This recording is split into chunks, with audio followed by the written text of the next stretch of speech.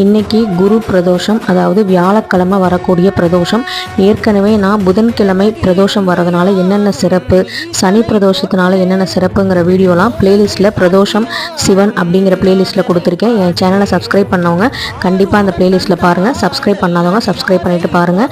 எப்போவுமே முழு முதற் கடவுளான விநாயகருக்கும் குலதெய்வத்துக்கும் நம்ம விளக்கேற்றி வச்சுட்டு தான் மற்றபடி நம்ம என்ன கடவுளுக்கு அர்ச்சனை அபிஷேகம் எது பண்ணாலும் பண்ணணும். நான் ரெண்டுமே எப்போவுமே தவறாமல் பண்ணிடுவேன். அதே மாதிரி நிலைவாசலையும் தீபம் ஏற்றினதுக்கப்புறம் நான் இன்றைக்கி எங்கள் வீட்டில் எப்படி எளிமையாக பூஜை பண்ணியிருக்கேங்கிறத காட்டியிருக்கேன்.